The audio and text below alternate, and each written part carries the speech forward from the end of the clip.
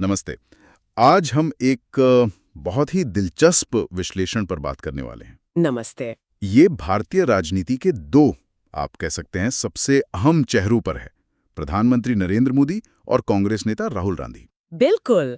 और हमारे पास जो ये जानकारी है, ये इन दोनों नेताओं के पॉलिटिकल सफर, उनके काम करने का तरीका, उनका असर और हाँ, जो सवाल उन पर उठते हैं, उसका एक तरह से तुलनात्मक अध्ययन करती है। हाँ, और ये साफ कर देना जरूरी है शुरू में ही कि हमारा मकसद यहाँ कोई साइड लेना नहीं है। नहीं, बिल्कुल नहीं। जो फैक्ट्स और एनालिसिस हमें मिले हैं, हम बस उन्हें निष्पक्ष होकर समझने की कोशिश करेंगे। हाँ, उनके अलग अलग पहलू सामने रखेंगे ताकि सुनने वालों को एक क्लियर पिक्चर मिल सके। बिल्कुल। तो चलिए शुरू करते हैं। पहले बात करते हैं प्रधानमंत्री नरेंद्र मोदी की। जी। उनका राजनीतिक सफर तो खैर काफी लंबा और काफी चर्चित रहा है। हाँ, गुजरात के मुख्यमंत्री से लेकर प्रधानमंत्री बनने तक 2001 से सीएम थे, फिर 2014 से पीएम। और इस विश्लेषण में उनके बीजेपी और आरएसएस के साथ जो उनका जुड़ाव है और उनकी विचारधारा, उस पर भी बात की गई है। हाँ, वो बैकग्राउंड समझना जरूरी भी है, क्योंकि उनकी राजनीतिक सोच, उनकी नीतियां कहीं ना कहीं उसी से जुड़ी दिखती हैं। उनकी जो हिंदुत्व विचारधारा है, उसका जिक्र तो अक्सर होता ही है। सही। अच्छा, अब अगर हम उनके मजबूत पक्षों पर आएं, जो इस विश्लेषण में बताए गए हैं, तो सबसे पहले उनकी कम्युनिकेशन स्किल। हाँ, संवाद शैली। उन्हें एक बहुत प्रभावशाली वक्ता माना जाता है। ये विश्लेषण जोर देता है कि वो कैसे बड़ी भीड़ से, मतलब जनता से, सीधा कनेक्ट करते हैं। इस पर कुछ और विस्तार से बताया गया है। जी हाँ, बिल्कुल। ये विश्लेषण असल में बताता है कि उनकी जो पॉपुलैरिटी है, उसका एक बड़ा कारण उनकी ये कम्युनिकेशन स्ट्रैटेजी ही है। अच्छा। वो मुश्किल सरकारी योजनाएं हों या मान लीजिए विदेश नीति के मुद्दे हों, उन्हें काफी सरल भाषा में अक्सर कुछ कैची शब्दों या नारों के साथ रखते हैं। तो इससे उनकी बात दूर दूर तक पहुंच जाती है। जैसे वो मन की बात का जिक्र है ना, उस रेडियो प्रोग्राम से उन्होंने सीधा लोगों तक पहुंच बनाई। हाँ, वो काफी यूनिक अप्रोच था। अच्छा, और उनकी सरकार की जो बड़ी योजनाएं हैं, उनका जिक्र भी है, जैसे digital India, make in India. हाँ हाँ, बिल्कुल। Digital India, make in India, फिर वो उज्ज्वला योजना थी गैस सिलेंडर वाली। और Ayushman Bharat health scheme. Exactly. इन सब का जिक्र है। और सिर्फ नाम नहीं, विश्लेषण इनके असर पर भी बात करता है। अच्छा, क्या कहा गया है सर के बारे में, जैसे उज्ज्वला का? हाँ, जैसे उज्ज्वला के बारे में बताया गया है कि उसने कैसे खास तौर पर गांव की महिलाओं की जिंदगी पर असर डाला। उन्हें धुएं वाले चूल्हे से थोड़ी राहत मिली। और आयुष्मान भारत के लिए कहा गया है कि इसने गरीब परिवारों के लिए महंगे इलाज को थोड़ा आसान बनाया है। हालांकि ये भी माना गया है कि लागू करने में कुछ चुनौतियां रही हैं। अच्छा, मतलब फायदे के साथ चुनौतियां भी मेंशन्ड है। हाँ, बिल्कुल। विश्लेषण में इनकी स्केल को दिखाने के लिए कुछ आंकड़े भी दिए गए हैं कि कितने लोगों तक ये योजनाएं पहुंची या पहुंचने का अनुमान था। ठीक है, अब विदेश नीति पर आते हैं। उस मोर्चे पर उनकी सक्रियता के बारे में क्या कहा गया है? विदेश नीति को उनके कार्यकाल का एक बहुत अहम हिस्सा माना गया है इस विश्लेषण में। इसके मुताबिक उन्होंने भारत की ग्लोबल विजिबिलिटी, मतलब दुनिया में पहचान बढ़ाने पर काफी जोर दिया है। हाँ, वो तो दिखता है। काफी दौरे, काफी समिट्स। बिल्कुल। अलग अलग देशों से संबंध मजबूत करना, विदेशी निवेश लाने की कोशिश और अंतर्राष्ट्रीय मंचों पर भारत की बात को मजबूती से रखना, इन सब का जिक्र है। और इसका नतीजा क्या बताया गया? नतीजा ये बताया गया है कि इससे दुनिया में भारत की छवि एक उभरती हुई शक्ति के तौर पर और मजबूत हुई है। ओके, तो ये तो हुई कुछ पॉजिटिव बातें। अब उनकी लीडरशिप स्टाइल पर आते हैं। अक्सर बात होती है उनके सेंट्रलाइज्ड डिसीजन मेकिंग की, मतलब फैसले एक ही जगह से होते हैं। इस पर क्या कहा गया है? यहाँ ये देखना दिलचस्प है। विश्लेषण उनकी इस स्टाइल को एक स्ट्रॉन्ग लीडर, एक मजबूत नेता की छवि से जोड़ता है। अच्छा। कहा गया है कि इससे फैसले शायद तेजी से होते हैं और उनका इम्प्लीमेंटेशन भी सीधा पीएमओ की निगरानी में होता है। तो ये फायदा हुआ। हाँ, लेकिन साथ ही ये इशारा भी है कि ऐसी स्टाइल में शक्ति एक ही जगह केंद्रित होने का खतरा रहता है। हाँ, कैबिनेट मंत्री या पार्टी के दूसरे नेताओं का रोल शायद थोड़ा सीमित हो जाता है। तो मतलब इसके दोनों पहलू हैं। बिल्कुल। विश्लेषण कोई फाइनल जजमेंट नहीं देता, लेकिन इस स्टाइल के संभावित फायदे और नुकसान दोनों पर रोशनी डालता है। समझ गया। अब उन पर लगने वाली आलोचनाओं को भी देखना जरूरी है, जैसा इस विश्लेषण में है। एक आरोप है कि उनकी नीतियां प्रो कॉर्पोरेट हैं। बड़े उद्योगों को फायदा पहुंचाने वाली। क्या इसके उदाहरण दिए गए हैं? हाँ, इसमें कुछ पॉलिसी डिसीजंस का जिक्र है जिन पर विपक्षी दलों और कुछ अर्थशास्त्रियों ने ये सवाल उठाया था। जैसे कि जैसे कुछ टैक्स से जुड़े बदलाव थे या वो भूमि अधिग्रहण कानूनों में जो संशोधन लाने की बात थी। हाँ, उस पे काफी बहस हुई थी। बिल्कुल। तो बहस ये थी कि क्या ये किसानों या छोटे व्यापारियों के हितों के खिलाफ हैं। हालांकि विश्लेषण में सरकार का पक्ष भी रखा गया है कि ये नीतियां देश में निवेश बढ़ाने और रोजगार पैदा करने के लिए जरूरी थीं। दोनों तरफ की बात है। हाँ। और एक और गंभीर आरोप, सांप्रदायिक ध्रुवीकरण, मतलब कम्युनल पोलराइजेशन, इसके बारे में क्या कहा गया है? इसका जिक्र भी है कि उनके कुछ भाषणों पर या उनकी पार्टी के नेताओं के बयानों पर अक्सर ये सवाल उठते रहे हैं कि क्या वो समाज में धर्म के आधार पर बंटवारे को बढ़ावा देते हैं। और 2002 गुजरात दंगों का जिक्र? हाँ, उसका जिक्र भी इसी संदर्भ में आता है क्योंकि वो तब वहां मुख्यमंत्री थे। हालांकि उन्हें सुप्रीम कोर्ट से तो क्लीन चिट मिल चुकी है इस मामले में। हाँ, वो बात सही है। लेकिन ये मुद्दा राजनीतिक बहस में बना रहता है। विश्लेषण इन आरोपों को विपक्ष और आलोचकों के नजरिए से पेश करता है। ठीक है। आर्थिक मोर्चे पर भी कुछ आलोचनाएं हैं, जैसे बेरोजगारी और महंगाई। बिल्कुल, ये तो बड़े मुद्दे हैं। विश्लेषण बताता है कि विपक्ष लगातार इन मुद्दों पर सरकार को घेरता है। और ये जमीनी मुद्दे भी हैं। हाँ, बिल्कुल। कहा गया है कि खास तौर पे कोविड महामारी के बाद बेरोजगारी की दर और बढ़ती कीमतों ने आम आदमी को काफी परेशान किया है। आलोचक कहते हैं कि सरकार इन चुनौतियों से निपटने में उतनी कामयाब नहीं रही जितनी उम्मीद थी। ये मुद्दे तो किसी भी सरकार के लिए बड़ी कसौटी होते हैं। सही कहा। अच्छा, एक आखिरी आलोचना जिसका जिक्र है वो मीडिया और दूसरी संस्थाओं पर कंट्रोल के आरोपों से जुड़ी है। इस पर क्या है? इसमें कहा गया है कि कुछ मीडिया हाउसेस और इंडिपेंडेंट संस्थाओं ने ऐसा महसूस किया है कि उन पर सरकार का दबाव बढ़ा है। मतलब उनकी आज़ादी पर असर? हाँ, आलोचकों का यही कहना है कि इससे लोकतांत्रिक संस्थाओं की स्वतंत्रता, उनकी ऑटोनॉमी कमजोर होती है। विश्लेषण इस मुद्दे को लोकतंत्र में संस्थाओं की स्वायत्तता के बड़े सवाल से जोड़ता है। ठीक है, तो ये थी नरेंद्र मोदी से जुड़ी कुछ मुख्य बातें। इस विश्लेषण के आधार पर उनकी स्टाइल, उनके काम और वो सवाल जो उन पर उठते हैं। हाँ। अब जरा दूसरी तरफ चलते हैं, राहुल गांधी।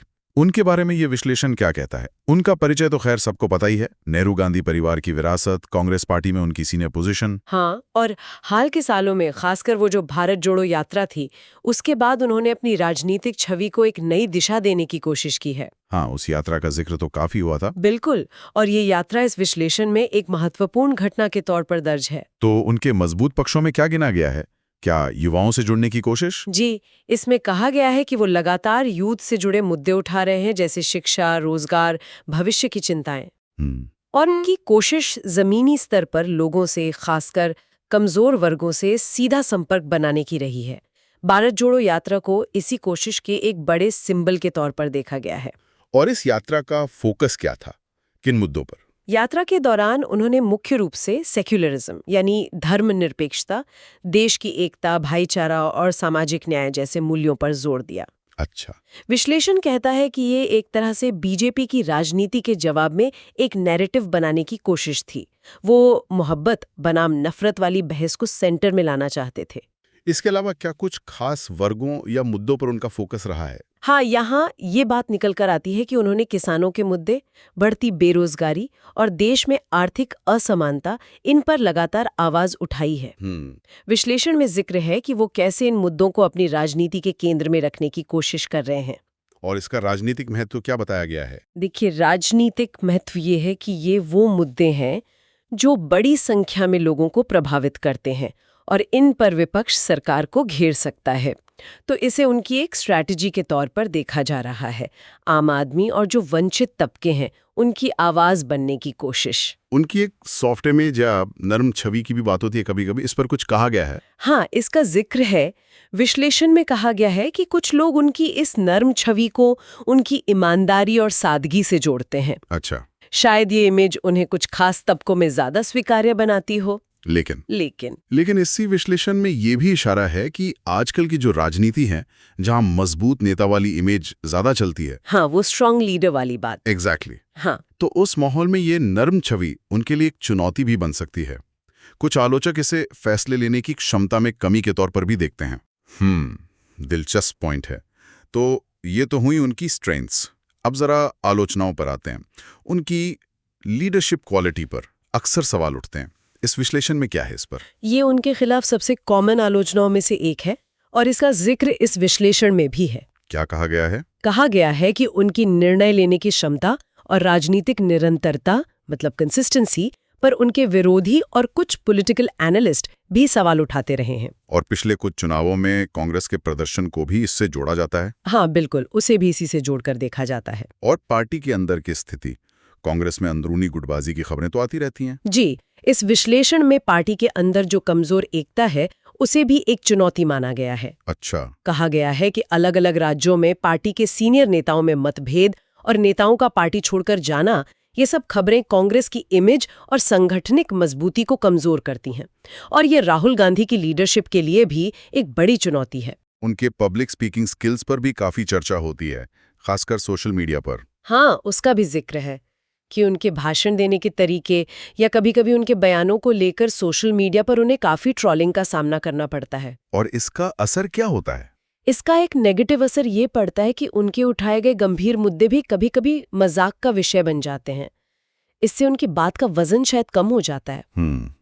और एक आखिरी आलोचना, मोदी जी की तुलना में उनकी डिसाइसिव लीडर यानी निर्णायक नेता वाली छवि कम होना, इस पर क्या कहा गया है? ये तुलना तो खैर अक्सर होती ही है। हाँ। जहां मोदी जी की छवि एक ऐसे नेता की है जो बड़े और मुश्किल फैसले लेने से हिचकते नहीं हैं, चाहे वो फैसले विवादित ही क्यों ना हो। वहीं राहुल गांधी की छवि इस मामले में थोड़ी कमजोर मानी जाती है। आलोचक कहते हैं कि वो कई मुद्दों पर साफ स्टैंड लेने में शायद देर करते हैं, या उनके नेतृत्व में वो किलर इंस्टिंक्ट, वो फैसला लेने वाली आक्रामकता की कमी दिखती है जो राजनीति में जरूरी मानी जाती है। तो ये विश्लेषण क्या दिखाता है कि ये लीडरशिप की दो अलग अलग शैलियां हैं? हाँ बिल्कुल, विश्लेषण यही दिखाता है कि ये नेतृत्व की दो बिल्कुल अलग शैलियां हैं। दोनों की अपनी अपनी जगह हो सकती है, लेकिन मौजूदा राजनीतिक माहौल में शायद एक शैली दूसरी पर थोड़ी हावी नजर आती है। ठीक है, तो ये था राहुल गांधी से जुड़ा विश्लेषण, उनके प्रयास, उनके मुद्दे और वो आलोचनाएं जिनका उन्हें सामना करना पड़ता है, जैसा कि इस जानकारी में है। जी। अब अगर हम इन दोनों नेताओं की एक ओवरऑल तुलना करें, एक समरी बनाएं, तो मुख्य अंतर क्या नजर आते हैं? देखिए, इस विश्लेषण का सार यही निकलता है कि हम भारतीय राजनीति में लीडरशिप के दो बिल्कुल अलग मॉडल देख रहे हैं। कैसे? एक तरफ नरेंद्र मोदी हैं, उनकी स्टाइल को मजबूत, सेंट्रलाइज्ड, फैसले लेने में तेज और राष्ट्रवादी विचारों पर केंद्रित बताया गया है।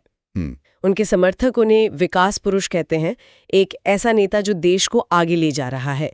वहीं उनके आलोचक उन्हें सत्ता का केंद्रीकरण करने वाला और कभी-कभी तानाशाही प्रवृत्ति वाला बताते हैं। और दूसरी तरफ राहुल गांधी?